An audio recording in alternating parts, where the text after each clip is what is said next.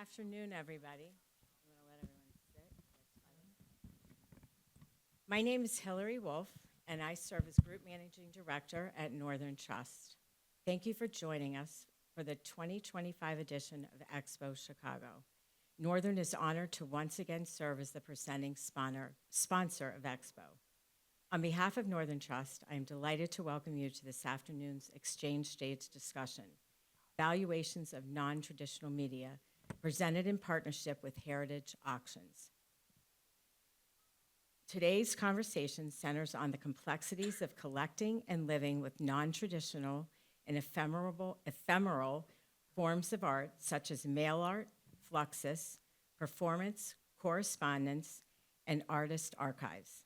These works challenge traditional systems of financial valuation and institutional stewardship, raising important questions about how we define and sustain their value. From questions of market viability to approaches in appraisal and long-term care, this conversation will shed light on how collectors, curators, and institutions are navigating the unique demands of conceptual, ephemeral, and time-based art. With that, it's my pleasure to introduce our esteemed panel. Simon Anderson, Associate Professor of Art History at the School of the Art Institute of Chicago. Hannah Higgins, Professor of Art History in the Department of Art and founding Program Director of IDEA at the University of Illinois, Chicago. Jennifer Levine, Collector of Non-Traditional Media and Conceptual Art. Laura Mandel, Chief Fiduciary Officer of Northern Trust. Our panel moderator this afternoon will be the wonderful Roberta Kramer, who I just got to know, Senior Vice President of Business Development of Heritage Auctions. Before I turn the microphone over to Barbara, I want to mention that today's program is being video recorded for archival and possible future promotional purposes. Audience questions or interactions will not be included. Thank you. Roberta, the floor is yours. Thank you so much. Thanks all for coming out. Sorry it's so rainy and nasty. We have nothing to do with that. This is a slightly different type of topic than we usually tackle at these things. So I wanted to kind of start off. I am sure many of you know an awful lot about this type of work, and many of you may know nothing at all about it. So I want to make sure we're not losing people. So when we say non-traditional media in relation to art, I want to just ask our nice academic friends here on my left to kind of define as best they can in a brief way what types of work or artists that people may know are we talking about. So Hannah, why don't you give it a crack first? I feel like I should be wearing an egghead hat. Yeah. So you can sort of imagine me sort of Saturday Night Live style with a. Anyway, so I have a definition. Non-traditional media refers to the use of unconventional materials, methods, or platforms that reject mainstream artistic conventions, often serving as a vehicle for countercultural expression. And I think that's what I'll drill down on. It's the thing is made using something besides oil paint and marble sculpture, usually in order to serve or connect to or express the needs of some group that experiences themselves as countercultural, as outside of the norms. And the most famous figures would be people like Marcel Duchamp, maybe. For groups, we might think about Fluxus or situationism. So. I think that's fair. And Simon, we've also said we want to talk a little bit about archives of this type of material. So if you'd like to just kind of give everybody what your feeling on what constitutes. I guess artists' archives are really dependent upon the way that they work, and part of the extra fun of archiving this material is that the artists tend to be driven by the idea rather than the medium. And that means that any archive has to be quite flexible in order to accommodate different kinds of artwork and different kinds of documentation. It means that the archivist has to have an understanding of the relationships between those things. And it means that any collector is going to find themselves connected to a network of people, because a lot of this non-traditional material is shared and collective in its construction, in its dissemination. Right. That. Thank you. It was actually very, very concise. Surprise, right? Now, did it make sense? Well, it did. It made sense to me anyway. So this type of material poses some special challenges, if you will, for collectors as well, right? It's not as simple as I see the painting, I love the painting, I buy the painting, and I hang it on my wall, right? In terms of the collecting of it, it can be a quite a process, and it requires, I think, a lot more kind of information on the part of a collector before they could really collect in any serious way. I know we mentioned in all of the, we have to get that thing going. We mentioned in everything we put out describing this panel, one of the areas besides Fluxus we were going to discuss was mail art. So would one of you like to take a crack at a very brief, who was Ray Johnson and what is mail art? Sure. You can start. Okay. I can start with we have a very low tech, what do we call this? It's a document camera. A document camera. It reminds me of middle school. But you're going to see it's actually a great way for us to show you. Yeah, I mean, one of the real challenges of this work is that if all you see are photographic reproductions or all you see is it underneath a vitrine, it can look pretty boring often, I think. It really does. It's in the handling and circulation of the work that it gets its sort of amazingness out there. Yeah. Here's one that we don't necessarily have to look at big because it's pretty simple. It's called a flux postcard, and this was first thought of in the mid-60s by the French artist Ben Vautier, and it was published in 67 by Fluxus, and it's called The Postman's Choice, and it's the same both sides, and you put whatever address you want onto this side and a stamp. You put whatever address you want on this side and a stamp, and you put it in the mailbox. And it's not boring, right? Because who knows who's going to get it? Only the postman. And if you live in Chicago, it's not going anywhere. It's not going anywhere, no. So I think this is a fascinating thing because it puts the work of art into a place that it's unusual to find a work of art. Yeah. And it puts a work of art into a place where you never actually know where it is. So this obviously poses a large challenge for Just so you collectors. Oh, there you go. Now you can. The Postman's Choice. And before we move on, tell people whose head they're looking at. Well, this is another element of the scene, I guess.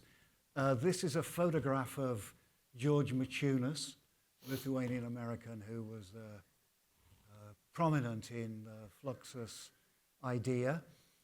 But this is actually a mask made by Jeffrey Hendricks, another supreme member of that crew, of a photograph of Matunus by Peter Moore.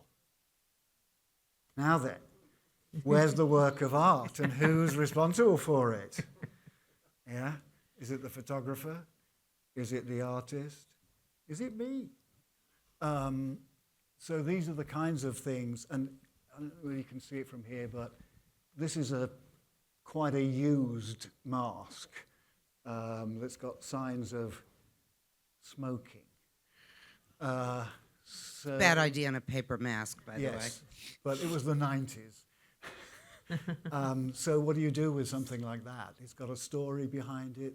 It has a connection to 2 or 3 artists, and they're all playing with the idea of representation and identity. Mm-hmm. Can I just add something? So the artist normally associated with what's called mail art, Ray Johnson. Ray Johnson started something called the New York Correspondence School, which was a network. And sometimes it's spelled correspondence. It's often spelled correspondence with an A. And he would make these diagrams of hundreds and hundreds of people with whom he was in correspondence. And, you know, so I've been receiving about every month for the last 15 or so years mail from something called Subscription Opus. This is the 49th issue of it. And just so you get a sense of how beautiful these things can be, this is a group that is part of a network that produces alternative attitudes toward music. And if you think about what makes music beautiful, it reaches through the air into our ears. Like, my God, what an incredible human invention. So music is something that we normally think of existing in time, but it also exists in space.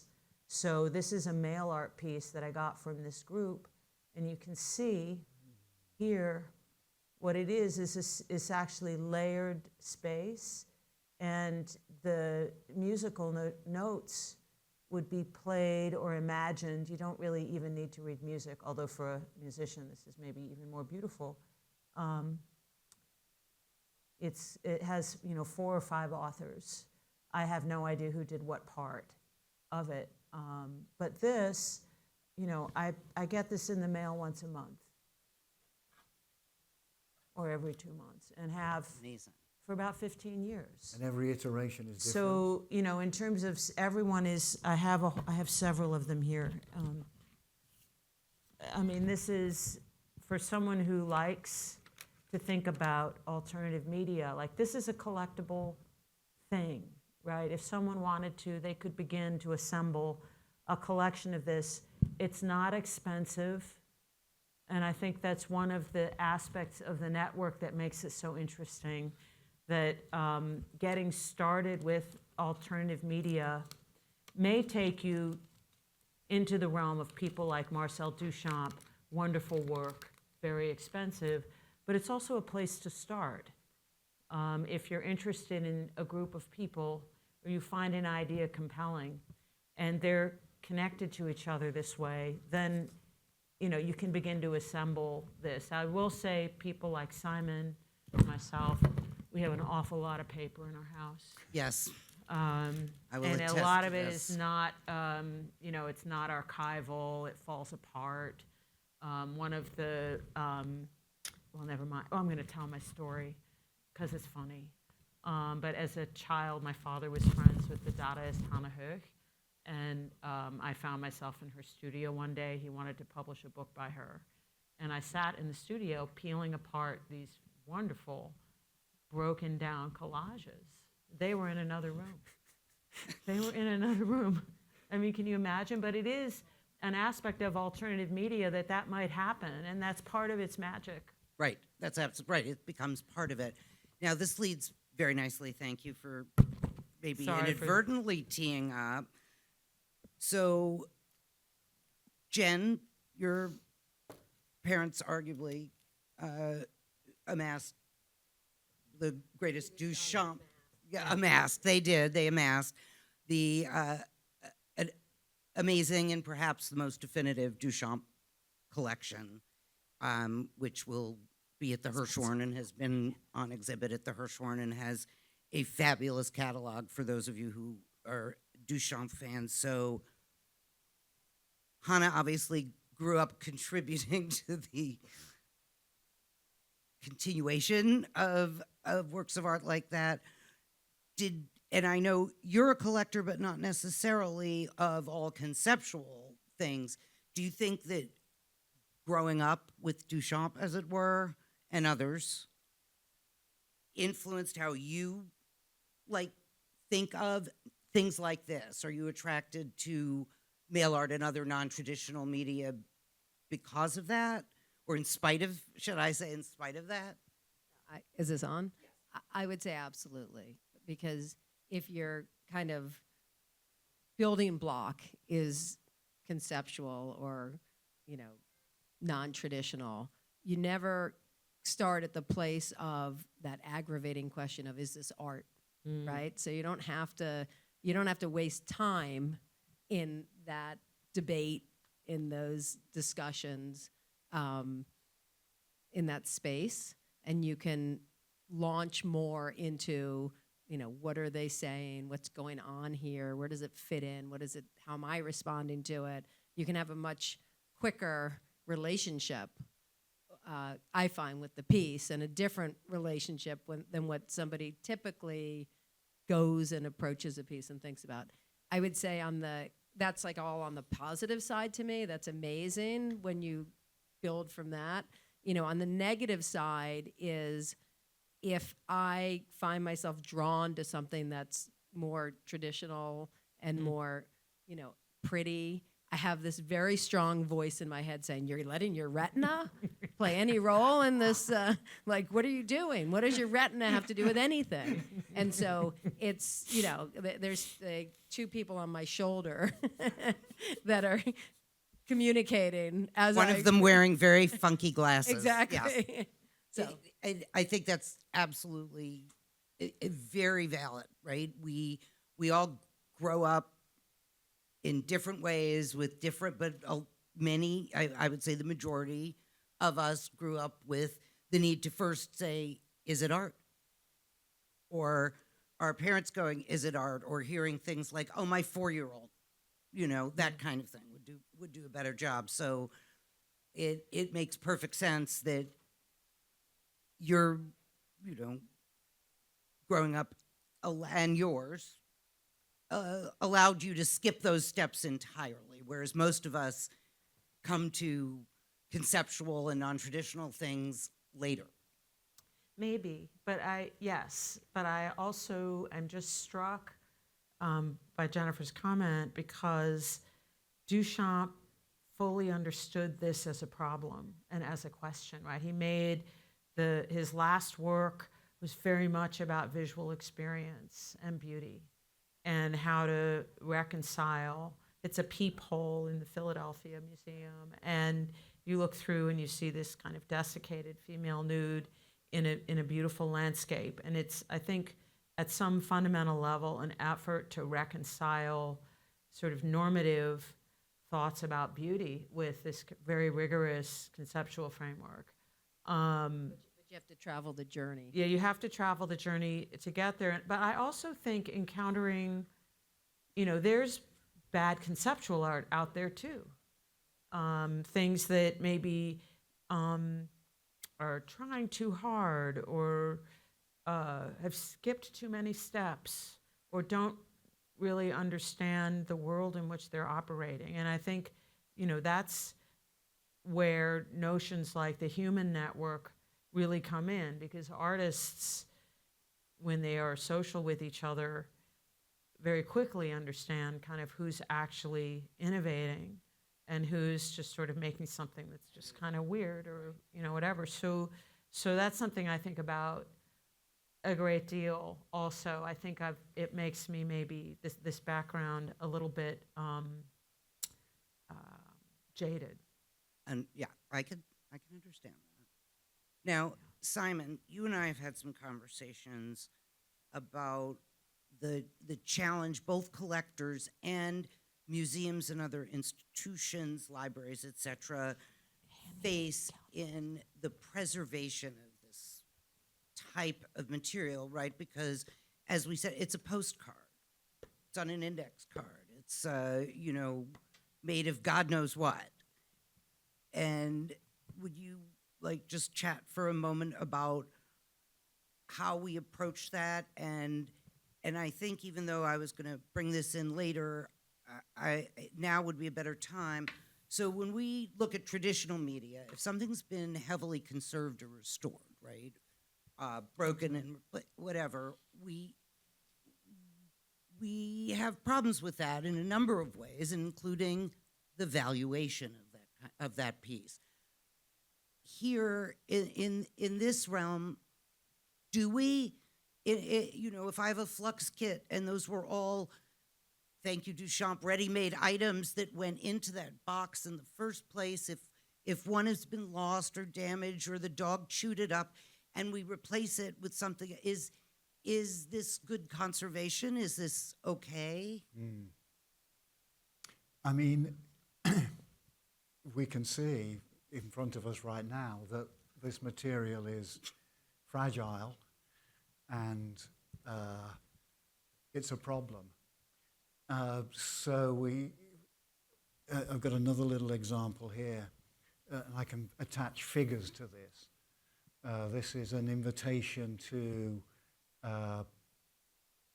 really Yoko Ono's first concert in New York, where she performed a piece called Grapefruit in the Park. And I bought this about a decade ago, I guess. It was a steal. I got it for double figures. Yeah, it's not bad, right? I mean, how much did you pay to get in? Yeah, exactly.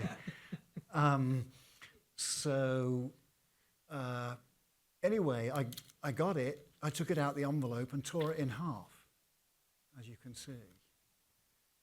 So it has no value as an object anymore, really. But the fact is that you can see on this side, it's a program for the concert as well as a poster for the concert. And this list of people is as varied and as influential as the list of Fluxus artists that were performing at the same time in Europe, making some of the same pieces. So this idea that you're joining a network, this is full of valuable information, yeah? Like that we know that Charlotte Moorman was working for Yoko Ono at this point, and that Yoko wrote a piece included in A Grapefruit in the World of Park for Charlotte. This concert was produced by Norman Seaman, and I'm wondering if that's where Charlotte Moorman met Norman Seaman, and he produced every one of the New York festivals of the avant-garde that went through the entire 1970s and changed the nature of performance art. So it's a very valuable document, but it's worthless because I tore it in half when I got it. That's the dilemma of the archivist. You could spend 4 figures to have it I could. conserved, but then it would still be repaired, as it were, right? I priced a perfect copy recently, and it was over $600. So I guess I did pretty well, except I destroyed it. Except you, but at least you did it as opposed to somebody else doing it for you. Jen, is it from a collector perspective, the stewardship and handling so one does that present worries? Is that a whole nother kettle of fish? Because a lot of things, it's not like you can fit it all on the wall, right? So I was thinking something different in terms of stewardship, in terms of where it goes next. Which is but part of that too. but I think with regard to stewardship and what Simon was talking about, you kind of have to accept that life happens. Because does. there was as you know, there was a particular Joseph Kossuth wall neon piece in my parents' home, and when my dad was ill, every time the EMS came up to help him, they broke the piece. So the piece has been broken 20 times, and every time you need this special neon lettering, I think it was Sigmund Freud's, I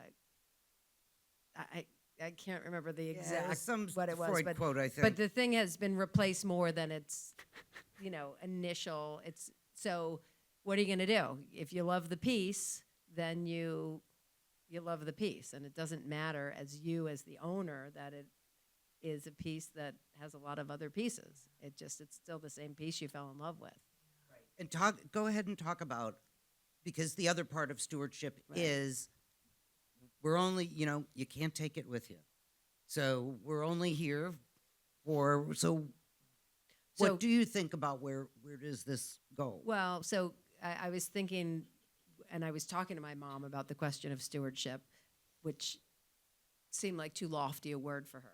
But the way she thought of it, because they have this big Duchamp collection, and they have this big art collection, and I like to think that I grew up in a big family with my parents, 2 brothers, 7,000 books and 800 pieces of art, and that's the family. And I, in a way, they love the art. I mean, I'm well loved. The art is well loved. And so, with regard to sort of the Duchamp collection, that was a family member in their mind that needed to stick together. And it made no sense to them to break up that family. And so, when they thought about that family member that needed to stick together, it also needed to go someplace where it was going to be loved and where it was accessible to other people who will love it or fall in love with it. So the Hirshhorn they liked because there's no admission fee.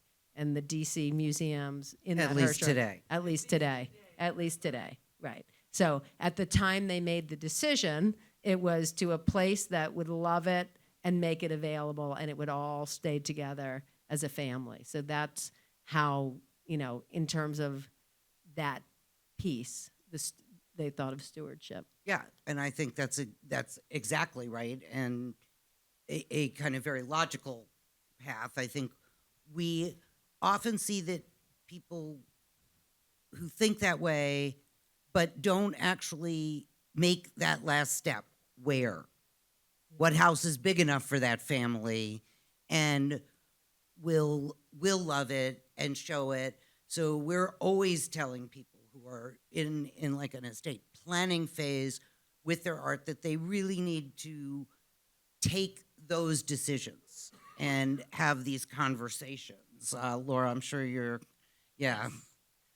In fact, we talk with our clients about statements of wealth intent with respect to their entire plan, but it is incredibly important for an artist's work or a collector's work to really, in your own words, express what you want your children to do with this collection, or if you want to give it to a museum or a library during your lifetime, connect with that institution, make sure that they will handle your collection, keep it together, for example.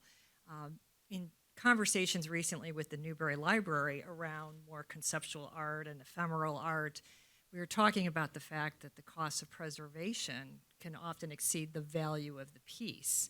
And that is part of their discussions when they're talking with collectors, and that they will do their best and ideally consider giving some money to the institution to maintain it, particularly with pieces that degrade over time or have inherent vices, I've learned, I think is the term.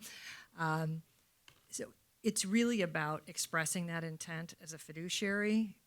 We need to carry out the intent for our clients, but we also have to act in the best interests of the beneficiaries to whom they have left this work. So we say it's about the 3 I's: intent, inventory, and insurance, right? And we're very concerned with things like storage and conditions. But we are stewards when we are working as a fiduciary. Oh, for sure.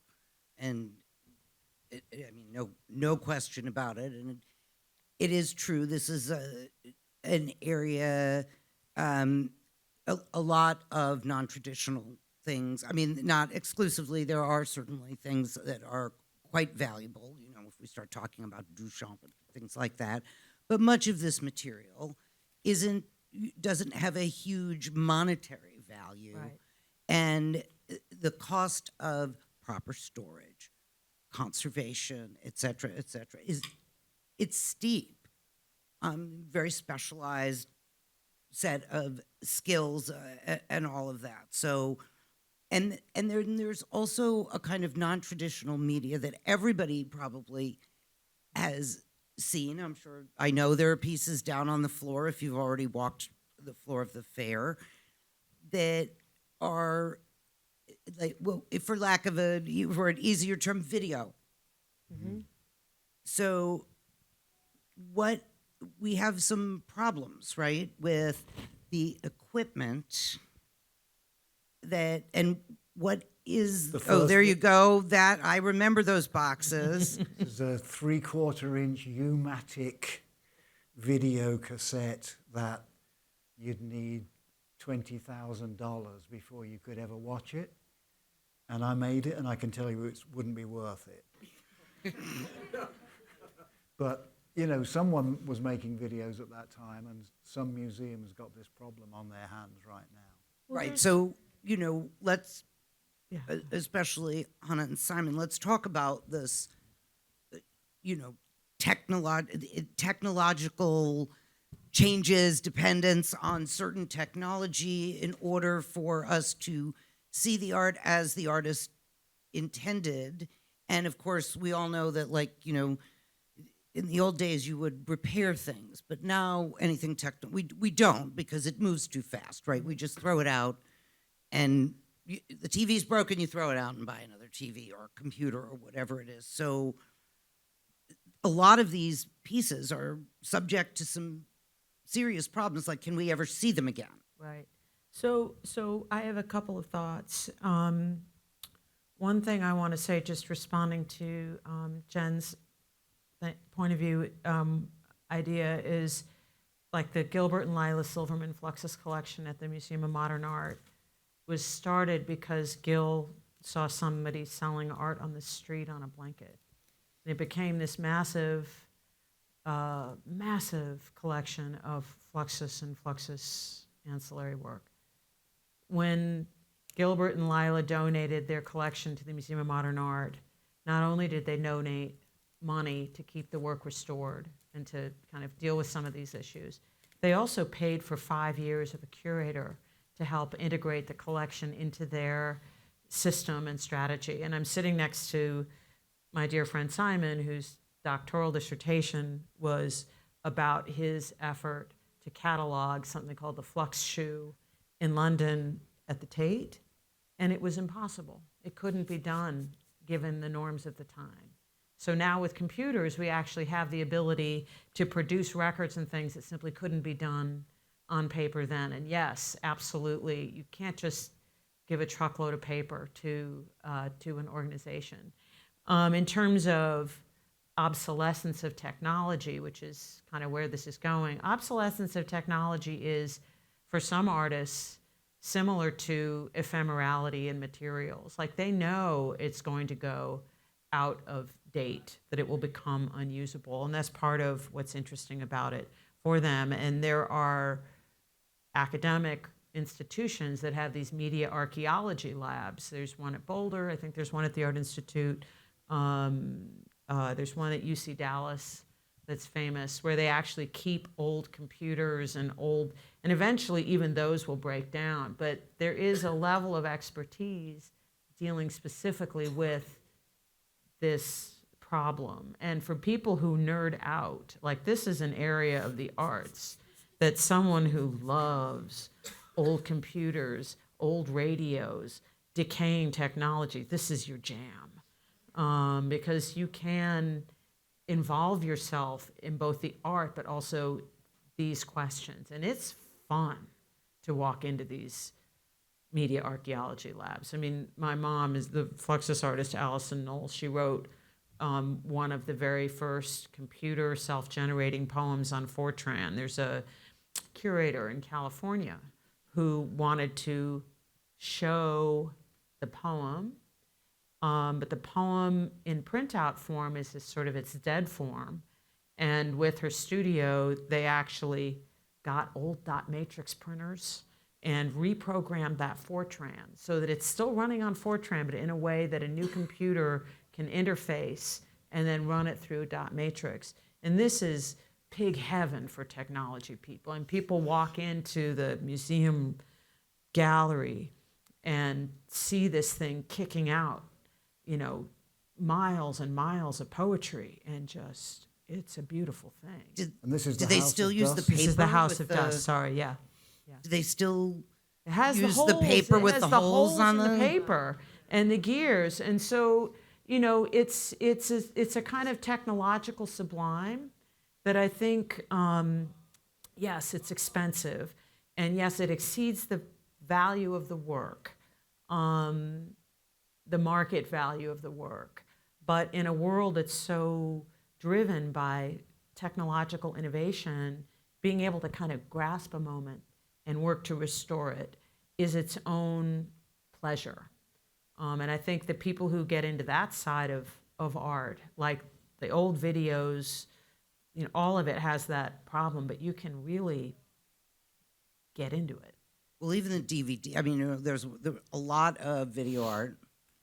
What you were getting was a DVD, Yeah. and now we're can't about to even play see. those. You know, they're going the way of the floppy disk, and so a lot of the, you know, a reasonable question, especially from a valuation standpoint, is, well, what is exactly? Is it the right from the art? What exactly is the authentic version? If the artist is alive, and you know, you contact the artist studio and go, well, you know, I can't play this DVD anymore, and they were to send you, or they change galleries exactly. But let's say they were to send you new media. It seems to me that, you know, like particularly Alison's poem, for instance, The House of Dust is a poem that asks you to change the form of the house in every verse. So, in a sense, there is no poem. The poem is a process, and you're taking part in the process, and now the computer is helping you expand the process to places that you would never imagine. So the thing performs in exactly the same way as a Shakespearean sonnet, in a way, in that that's also a process. You go through the first 6 lines, you have a turn, you go through the second 7 lines, and you come against the last 2 lines. And so there's a program in that, and there's a program in a lot of this material, and we just have to accept that some programs break down.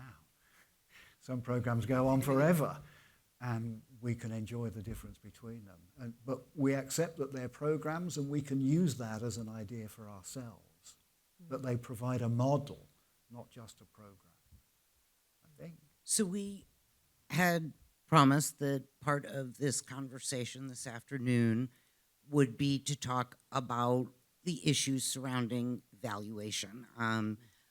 I have been an appraiser for 30-something years, long time, and work like this presents a little more of an intellectual challenge, if you will.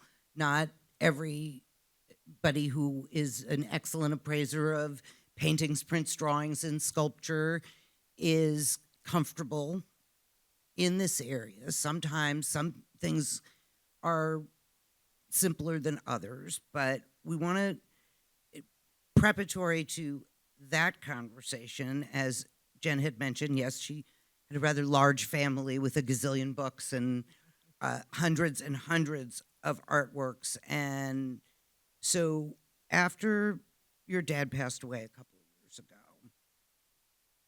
you and your mom had to go through the hell of all of this.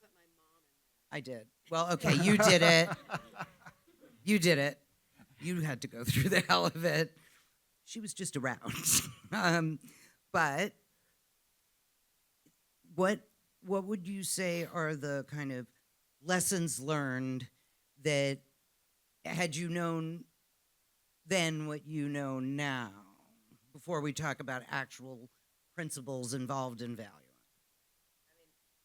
And the funny thing is, my mom is incredibly detail oriented and kept every piece of paper ever relating to every single piece of art, from purchase to if it was written about to if it was loaned out to. So she had the most comprehensive, 50 notebook archive of, an archive in itself of the life of a collector, right? That being said, I mean, I'm probably not supposed to say this. Call Roberta. This was a lot. There was a lot here. I would say sort of trying to keep a good digitized, nothing was digitized, so a good digitized, to the extent possible, updated record of everything. And also, I guess, recognizing that just as somebody, they just bought things they loved, right? That was what motivated them. They loved it. And so you have that world, and then you have this record keeping of, you have your purchase price, you have your insured price, you have your comparables, you have your appraised price, you have the insurance company price when you loaned it out and they gave you. And so that is a moving target, that is totally fluid. And so as I was thinking about it, I think the last piece is just surrender. It is true that, the notebooks were remarkably detailed, but the problem is you have to think about who's seeing this data, whether it's in binders, et cetera, or preferably in a digital form. Computers are great for this. That who is seeing this and what are you keeping in there? And I'm not picking on your mother, because I've seen tons and tons of these over the years, and people put all kinds of stuff in there and photocopies. And now I'm sitting here trying to interpret all of this paper or information. And now I don't know, did you buy 3 of those? Or did you buy one of those? And that's at the most Well, and basic. the consumer, they don't care, right? They were motivated because they love something. Right. So all of this is noise in a way. I want to apologize in advance to Roberta or maybe Max or anybody who's going to have to deal with my house. Well, yeah, I was going to say. Crazy what I have, and there's Yeah, no record. I'll be So either sorry. gone or Rudy will be pushing me in a wheelchair in a retirement home somewhere. It won't be my problem, is what I'm going to say. But Max and Rudy, it That's right, it Max may and become Rudy. their problem. It is absolutely true. Sometimes, Laura, don't we like people to try to make some arrangements before they're no longer with us? Ideally, but that is part of a job of a professional, right? Including a professional trustee or executor. Yes, and not, there are people who. Your house is even worse. Well, hopefully not for a long time on either, on anybody here. Yeah. Oh, God, I is it think really bad? my solution is a box of matches. Yes, well, we've often hear that, the gas can and the box of matches. So some of the issues surrounding the valuations, include some of the things we've discussed already, right? Obsolescence, if it's, some kind of electronic or video, et cetera. I had a client tell me a story yesterday as we were walking through the fair about she had commissioned Solowit to do a wall drawing in her apartment in New York. She went away. on a vacation. She came back and it was gone. And the next day, her housekeeper mentioned how hard she had to work to get the drawing off the wall. Did she know somebody drew all over her wall? Now, after she recovered, probably had a couple bottles of wine and thought about it, she called the studio and they, of course, came back. So we need to decide, is it the drawing on the wall? Is that what we're valuing? Or are we valuing the preparatory instructions or the what's the word I'm looking for? The map, Certificate the of authenticity. certificate, the idea, The right? idea. The idea. It's obviously a much more challenging thing because we always want to start when we're valuing things from a place of comparable sales, the same way we would with, the Matisse painting or the, Miro. It doesn't, we want to see if we can find reliable, truthful reporting from, this is why we all love auction comps, because these are public information and by and large, you don't have to worry that they're smoking dope and making it up, right? Whereas the world of private dealers is a much more opaque world. Yeah. And so the IRS, the courts, et cetera, we all like those auction records because we can verify them and say, so Duchamp, for instance, that's not hard. There's a lot of comparable sales out there. And with many of these artists, I looked just this morning, Ray Johnson, plenty of things, but harder with the things that are really about, it's the idea. It's not what the housekeeper used her magic eraser to take off the wall. So some of the things we really have to look at are provenance, the same way we look at provenance in any traditional work of art, right? What's its history? Where did it come from? The authenticity questions, I think, surrounding this kind of work can be similar, but they can also be different, Yeah, right? yeah. Right? Things change as well. That's correct. They change from being unknown to being little known to being a rumor and then to being very expensive. Yes. Yeah. And so there is I understand that groundswell that you referred to, the private dealer, and I wasn't very good at that either. And it is an opaque world. But that I found is where the new stuff gets dug up. In other words, in terms of like correspondence art, some of the things that we've been looking at here, this was almost an unknown area 20 years ago. Oh, for sure. And this is where you're going to.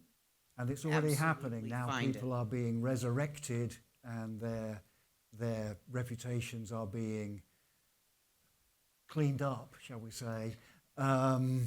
And that means that the value of their work and the value of some work that is now 40 years old and is very rare because it was a postcard or it was a bunch of flowers that fell apart in the mail. Right, which is also, condition is something that both the looking at traditional and non-traditional, right, are going to have in common because it's rare to start with because it survived the mail. But if there's another example or a similar example that survived the mail better, well, then as somebody who has to value it, I'm going to say that the one in better condition is more valuable than the one that's really quite a mess, right? Mm-hmm. Rarity with anything. So a lot of, and then historical significance, which is here a big deal, right? That it's these networks, how does it fit in?